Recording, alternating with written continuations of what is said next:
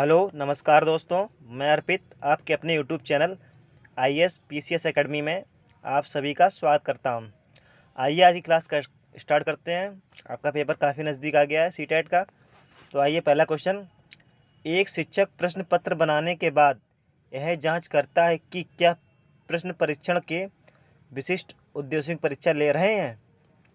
तो वह मुख्य रूप से प्रश्न पत्र की बारे में चिंतित है। तो वैधता, संपूर्ण विषय वस्तु को शामिल करना या प्रश्नों के प्रकार या विश्वसनीयता।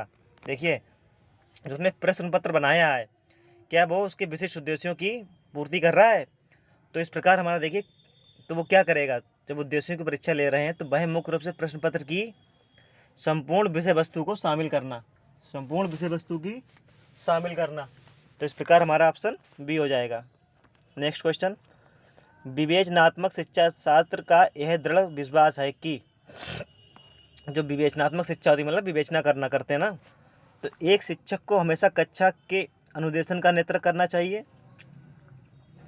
हमेशा कक्षा का ही करना चाहिए, ऐसा कोई ज़रूरी नहीं है ना। तो सबसे देखिए, विद्यार्थियों को स्वतंत्र रूप से तर्कना नहीं करनी चाहिए। तो गलत बात है भाई, विद्यार्थी को सोचने की क्षमता बढ़ाना चाहिए और क्या तर्कना नहीं करनी चाहिए। बच्चे स्कूल से बाहर क्या सीखते हैं यह अप्रासंगिक है। क्यों अप्रासंगिक है भाई? बच्चे कहीं भी सीख सकता है, जरूरी थोड़ी वो विद्यालय में ही सीखे।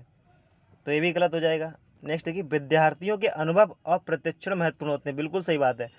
जैसे शिक्षार्थी जहाँ ज़्यादा अनुभव से सीखेगा तो उसका एक स्थायित्व बन जाएगा। और प्रशिक्षण मतलब उसका सामने से, मतलब प्रत्यक्ष रूप से। तो इस प्रकार हमारा ऑप्शन डी हो जाएगा। नेक्स्ट, विद्यालय आधारित आकलन मुख्य रूप से किस सिद्धांत पर आधारित होता है। तो देखिए, आकलन बहुत किफ़ायती, मितव्ययी होना चाहिए। आकलन बहुत किफ़ायती और मितव्ययी होना चाहिए। बाह्य परीक्षकों की अपेक्षा शिक्षक अपने शिक्षार्थियों की क्षमताओं को बेहतर जानते हैं। किसी भी कीमत पर विद्यार्थियों को अच्छे ग्रेड मिलने चाहिए। भाई कुछ भी कीमत है, मतलब विद्यार्थियों को अच्छे कीमत मिलने चाहिए, ऐसा कोई ज़रूरी नहीं है। विद्यालय आधारित आकलन का मुख्य रूप से किस सिद्धांत पर आधारित होता है। तो देखिए ऑप्शन 2 देखिए, बाह्य परीक्षकों की अपेक्षा शिक्षक अपने शिक्षार्थियों की क्षमताओं को बेहतर जानते हैं। भाई बाहर का टीचर आपकी शिक्षार्थियों की क्षमता थोड़ी जानता होगा, जो आपका टीचर होगा वही तो आपका जानता होगा। तो इस प्रकार हमारा ऑप्शन बी हो जाएगा। शिक्षार्थी वैयक्तिक विभिन्नता प्रदर्शित करते हैं, अतः शिक्षक को व्यक्ति विभिन्नता प्रदर्शित करते हैं, तो इसलिए एक शिक्षक को क्या करना चाहिए।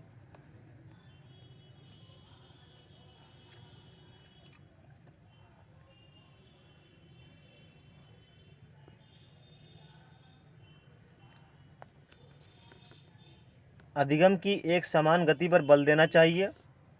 अधिगम की एक समान गति पर बल देना चाहिए। सीखने के विविध अनुभवों को उपलब्ध कराना चाहिए। कठोर अनुशासन सुनिश्चित करना चाहिए, या परीक्षाओं की संख्या बढ़ा देनी चाहिए। देखिए, एक क्लास में कई तरीके के विद्यार्थी होते हैं, तो एक शिक्षक को क्या करना चाहिए, सीखने के विविध अनुभवों को उपलब्ध कराना चाहिए। जो सीखने के विभिन्न प्रकार हैं उनको उपलब्ध कराना चाहिए। तो ऑप्शन बी हो जाएगा हमारा। 5वां क्वेश्चन। लेव वाइगोस्की बच्चों के सीखने में निम्नलिखित में से किस कारक की महत्वपूर्ण भूमिका पर बल देते हैं। तो हमारे जो लेव वाइगोस्की साथ हैं, उन्होंने सामाजिक संज्ञानात्मक विकास का सिद्धांत दिया है। तो उनका क्या हो जाएगा, सामाजिक पर, मतलब सामाजिकता पर बल देते हैं। कौन? वाइगोस्की। एक शिक्षक अपने शिक्षार्थियों की विभिन्न अधिगम शैलियों को संतुष्ट करने के लिए वैविध्यपूर्ण कार्यों का उपयोग करती है, तो वह किससे प्रेरित है। तो वह किससे प्रेरित है, मतलब एक शिक्षिका अपने विद्यार्थियों की अधिगम शैलियों को संतुष्ट करने के लिए विविध प्रकार के कार्यों का उपयोग करती है। तो देखिए ऑप्शन, पियाजे के संज्ञानात्मक विकास के सिद्धांत, पियाजे के संज्ञानात्मक विकास के सिद्धांत, कोलबर्ग के नैतिक विकास के सिद्धांत, गार्डनर के बहुबुद्धि का सिद्धांत, या वाइगोस्की के सामाजिक सांस्कृतिक का सिद्धांत। तो देखिए, वो कई तरीके की प्रयोग कर रही है ना, वैविध्यपूर्ण कहा गया है ना क्वेश्चन में। तो मतलब गार्डनर के बहुबुद्धि सिद्धांत, मतलब वो अपनी बहुबुद्धि का प्रयोग कर रही है, सबके लिए अलग अलग तरीके के विभिन्न प्रकार की वैविध्यपूर्ण व्यवस्था कर रही है, तो वो गार्डनर के बहुबुद्धि सिद्धांत हो जाएगा। एक शिक्षिका अपने आप से कहती है, अपने आप से कभी भी प्रश्नों के उत्तर नहीं देती। वह अपने विद्यार्थियों को उत्तर देने के लिए समूह चर्चाएं और सहयोगात्मक अधिगम अपनाने के लिए प्रोत्साहित करती है। यह उपागम के सिद्धांत पर आधारित है।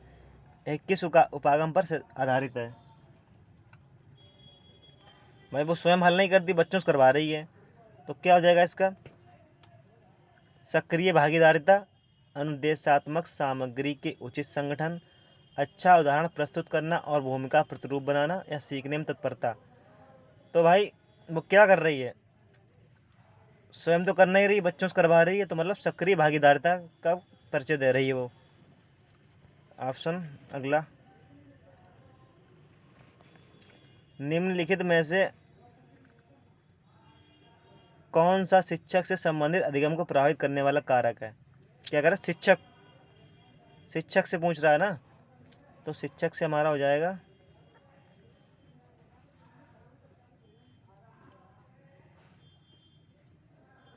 विषय वस्तु में प्रवीणता। विषय वस्तु में प्रवीणता, बैठने की उचित व्यवस्था, शिक्षण अधिगम संसाधनों की उपलब्धता, विषय वस्तु या अधिगम अनुभवों की प्रकृति।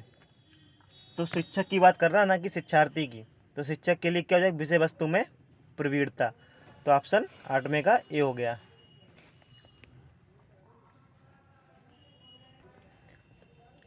राज्य स्तर की एक एकल गायन प्रतियोगिता के लिए विद्यार्थियों को तैयार करते समय एक विद्यालय लड़कियों को वरीयता देता है। तो यह दर्शाता है, मतलब शिक्षण कार्य के लिए एक प्रोग्राम हो रहा होगा, तो उसमें सिर्फ वो लड़कियों को वरीयता देता है। तो यह क्या है? तो यह हमारा क्या है? देखिए, लैंगिक पूर्वाग्रह, वैश्विक प्रवृत्तियाँ, प्रयोजनात्मक उपागम, या प्रगतिशील। तो इसका हो जाएगा लैंगिक पूर्वाग्रह। मतलब वो लैंगिक भेदभाव हुआ ना भाई, जरूरी थोड़ी लड़कियां ही करेंगी, लड़के भी तो कर सकते हैं। तो एक लैंगिक पूर्वाग्रह का उदाहरण हो गया है। बीजों के अंकुरण की संकल्पना के शिक्षण की सबसे प्रभावी पद्धति है। बीजों के अंकुरण संकल्पना के शिक्षण की सबसे प्रभावी पद्धति है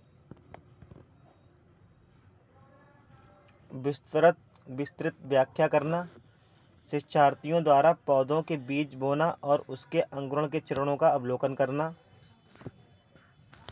श्याम पट पर चितवाना और वर्णन करना। तो देखिए, बीज मतलब बीजों के अंकुरण को पढ़ाना है, तो सबसे अच्छी संकल्पना क्या रहेगी? विद्यार्थियों द्वारा पौधों के बीज बोना, मतलब एक प्रक्रिया चल रही ना, करके सीखना एक तरीके से, मतलब प्रत्यक्ष रूप से। तो हमारा ऑप्शन बी हो जाएगा। जब बच्चा फेल होता है तो इसका तात्पर्य है कि बच्चा पढ़ाई के लिए योग्य नहीं है, बच्चे ने उत्तरों को सही तरीके से नहीं किया है, बच्चे को प्राइवेट ट्यूशन लेनी चाहिए, तो व्यवस्था फेल हुई है। तो देखिए, बच्चे को दोषी नहीं ठहराया जाएगा, तो हो जाएगी व्यवस्था फेल। क्या? व्यवस्था फेल हुई है, ठीक है ना। तो ऑप्शन 11वें का चौथा हो जाएगा। शिक्षण से अधिगम पर बल देने वाला परिवर्तन हो सकता है। शिक्षण से अधिगम पर बल देने वाला परिवर्तन हो सकता है। क्या हो सकता है? देखिए, परीक्षा परिणामों पर केंद्रित होकर, बाल केंद्रित शिक्षा पद्धति अपनाकर, रटने को प्रोत्साहित करके, अगर शिक्षण की तकनीकी अपनाकर। शिक्षण से अधिगम पर बल देने के लिए तो क्या होगा? बाल केंद्रित शिक्षक पद्धति अपनाकर, बाल केंद्रित शिक्षा पद्धति अपनाकर।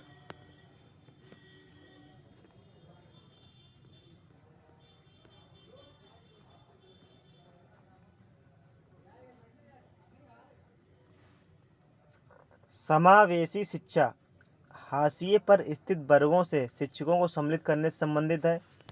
कक्षा में विविधता का उत्सव मनाती है, दाखिले संबंधी कठोर प्रक्रियाओं को बढ़ावा देती है, तथ्यों को शिक्षा। तो देखिए, समावेशी शिक्षा क्या करती है? कक्षा में विविधता का उत्सव बनाती है, मतलब किसी दूसरी संस्कृति से आने वाले बच्चों की यह नहीं कि उन्हें नकार दे कि यह इनकी अलग भाषा है, इनकी अलग वो संस्कृति है। नहीं, वो उसका उत्सव मनाती है, मतलब उनसे सीखती है। ठीक है ना, यह हमारी समावेशी शिक्षा की व्यवस्था है।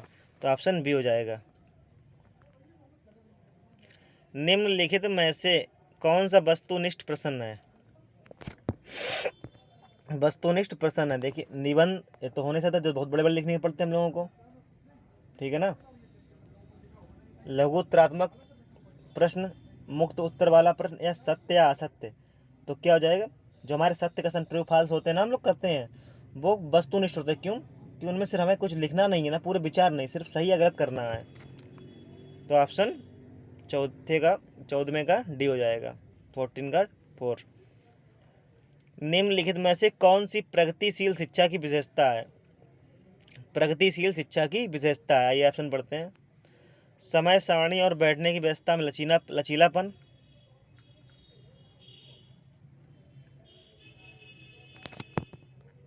केवल प्रस्तावित पाठ्यपुस्तकों पर आधारित अनुच्छेद, परीक्षा में अच्छे अंक प्राप्त करने पर बल, बार बार ली जाने वाली परीक्षाएं। तो क्या कह रहा है, प्रगतिशील कक्षा क्या होगी?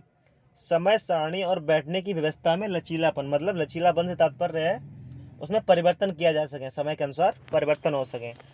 तो हमारा ऑप्शन ए हो जाएगा, 15वें का ए। पियाजे के संज्ञानात्मक विकास के चरणों के अनुसार इंद्रिय गामक संवेदी प्रेरक अवस्था किससे संबंधित? इंद्रिय गामक समझ रहे हैं ना आप, 0 से 2 वर्ष, 0 से 2 वर्ष किससे संबंधित है? आइए ऑप्शन पढ़ते हैं। सामाजिक मुद्दों से सरोकार,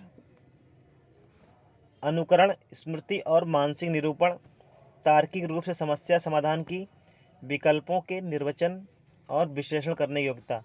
तो हमारी पहली अवस्था उसमें बच्चा क्या करता है, अनुकरण करता है, क्या अनुकरण, और उसकी स्मृति बनने लगती है, और मानसिक निरूपण। तो ऑप्शन बी हो जाएगा, मतलब 2।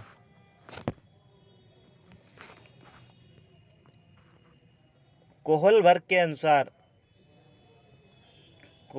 के अनुसार शिक्षक बच्चों में नैतिक मूल्यों का विकास कर सकता है। कैसे कर सकता है? कैसे व्यवहार किया जाना चाहिए, इस पर कठोर निर्देश देकर।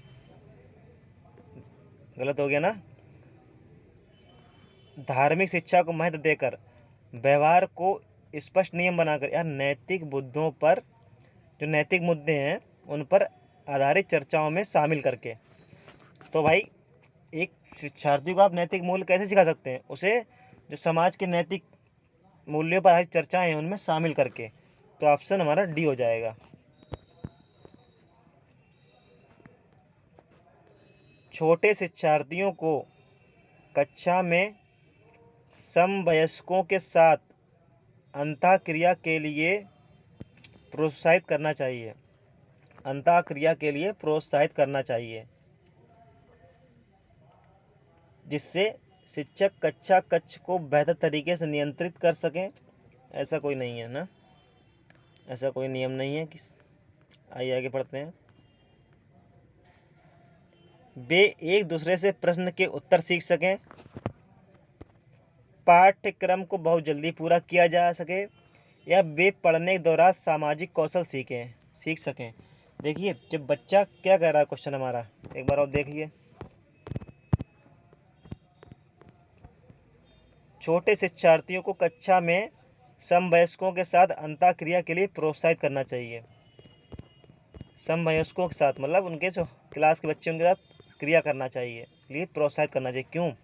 वे पढ़ने के दौरान सामाजिक कौशल भी सीख सकें। ठीक है ना, बच्चा जब अपने समवयस्कों के साथ पढ़ाई करेगा, चर्चा करेगा, खेलेगा, तो उसमें एक तरीके से सामाजिक विकास भी होगा। तो इस प्रकार हमारा ऑप्शन डी हो जाएगा। जब एक निर्योग्य बच्चा पहली बार विद्यालय आता है तो शिक्षक को क्या करना चाहिए? जब निर्योग्य बच्चा पहली बार आता है तो शिक्षक को क्या करना चाहिए? प्रवेश परीक्षा लेनी चाहिए, बच्चे की निर्योग्यता के अनुसार उसे विशेष विद्यालय में भेजने का प्रस्ताव देना चाहिए, अन्य शिक्षार्थियों से अलग रखना चाहिए, या सहकारी योजना विकसित करने के लिए बच्चे के माता पिता के साथ चर्चा करनी चाहिए। क्या कह रहा है कि निर्योग्य बच्चा आता है क्लास में, क्या कौन सा निर्योग्यता, तो क्या करनी चाहिए, बच्चे की निर्योग्यता के अनुसार उसे विशेष विद्यालय में भेजने का प्रस्ताव देना चाहिए। ऑप्शन बी हो जाएगा। मान लीजिए बच्चे में कोई, मान लीजिए दृष्टि दोष है, तो उनके लोगों से परिचर्चा करिए और उनसे मतलब ये कि उन्हें उस प्रकार के विद्यालय में पढ़ाया जाए। तो ऑप्शन 2 हो जाएगा हमारा। प्रायः शिक्षार्थियों की त्रुटियां की ओर संकेत करती हैं। बच्चे की त्रुटियां किस ओर संकेत करती हैं? शिक्षार्थियों सामाजिक आर्थिक स्तर, वे कैसे सीखते हैं, यांत्रिक अभ्यास की आवश्यकता या सीखने की अनुपस्थिति। तो बच्चे की त्रुटियां उनको वे कैसे सीखते हैं इस बात पर निर्भर करती हैं। निम्नलिखित में से कौन सी समस्या समाधान की वैज्ञानिक पद्धति का पहला चरण है? समस्या समाधान।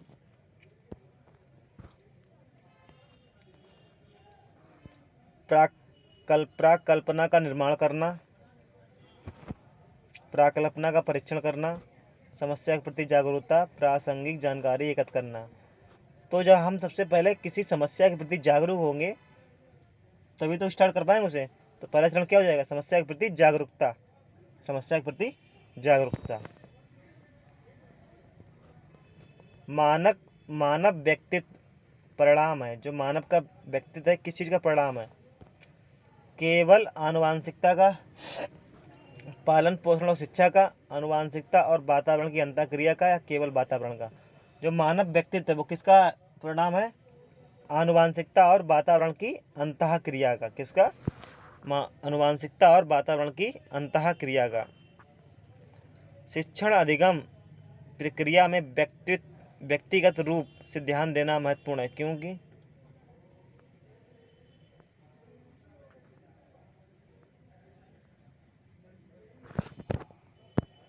शिक्षण अधिगम प्रक्रिया में व्यक्तिगत रूप से ध्यान देना महत्वपूर्ण है। बच्चों की विकास दर भिन्न होती है और वे भिन्न तरीकों से सीख सकते हैं।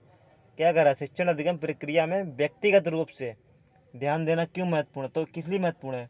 वो इसलिए महत्वपूर्ण है क्योंकि बच्चों की विकास दर, मतलब विभिन्न बच्चों की विकास दर भिन्न भिन्न होती है।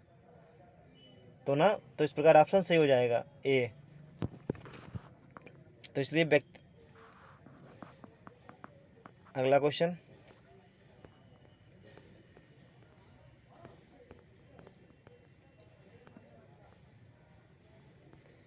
निम्नलिखित में से कौन सा सीखने का क्षेत्र है? कौन सा सीखने का क्षेत्र है? व्यावसायिक, आनुभविक, भावात्मक या आध्यात्मिक? सीखने का क्षेत्र है तो सीखने का क्षेत्र क्या है? आनुभविक। क्या है? आनुभविक। जब बच्चा कार्य करते हुए ऊबने लगता है तो इस बात का संकेत है कि, मान लीजिए बच्चा क्लास में काम करते करते थक गया, उब गया, तो वो किस ओर संकेत करता है?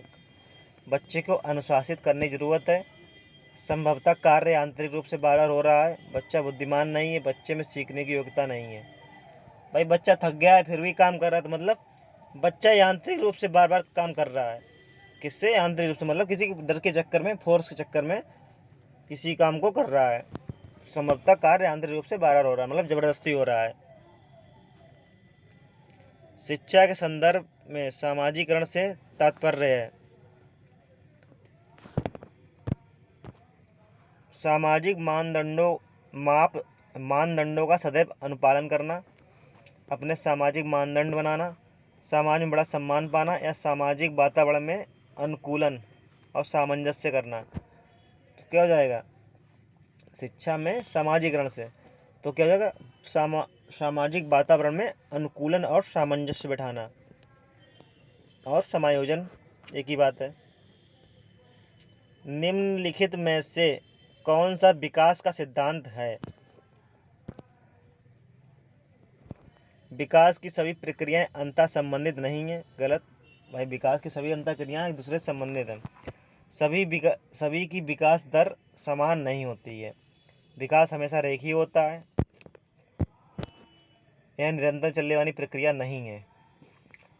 तो क्या कह रहा है, सभी की विकास दर समान नहीं होती है, प्रत्येक बच्चे में विकास की दर अलग होती है ना। तो इस प्रकार हमारा ऑप्शन बी हो जाएगा, किसी का ज़्यादा किसी का कम। मानव विकास को क्षेत्रों में विभाजित किया जाता है जो हैं, मानव का जो विकास है उसके क्षेत्र हैं, इन्हें किस प्रकार हम लोग बांटा है, देखिए ऑप्शन पढ़ते हैं।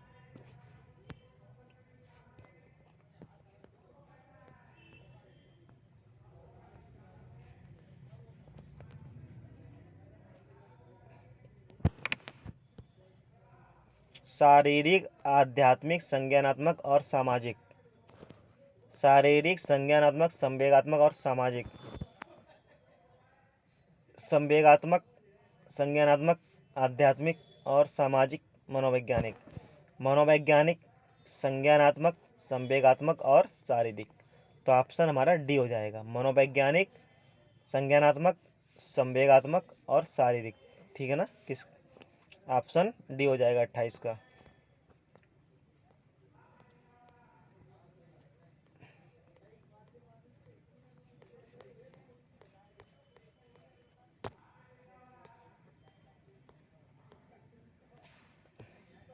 एक शिक्षिका पाठ्य वस्तु और फल सब्जियों के कुछ चित्रों का प्रयोग करती है और अपने शिक्षार्थियों से चर्चा करती है। क्या करती है, देखिए, विद्यार्थी इस जानकारी को अपने पूर्व ज्ञान से जोड़ते हैं और पोषण की संकल्पना को सीखते हैं। यही उपागम किस पर आधारित है, ज्ञान के निर्माण पर, अधिगम के शास्त्रीय अनुबंधन, पुनर्बलन के सिद्धांत पर, अधिगम के सक्रिय अनुबंधन। तो वो क्या कर रही है शिक्षिका, उसके पूर्व ज्ञान से जुड़ रहा है ना, तो उसके ज्ञान का निर्माण हो रहा है। किसका, ज्ञान का निर्माण हो रहा है। ऑप्शन ए हो जाएगा। जब बच्चे की दादी उसे उसकी माँ की गोद से लेती है तो बच्चा रोने लगता है। बच्चा के कारण रोता है, बच्चा किस कारण रो रहा है, वियोग दुश्चिंता, सामाजिक दुश्चिंता, संवेगात्मक दुश्चिंता या अजनबी दुश्चिंता।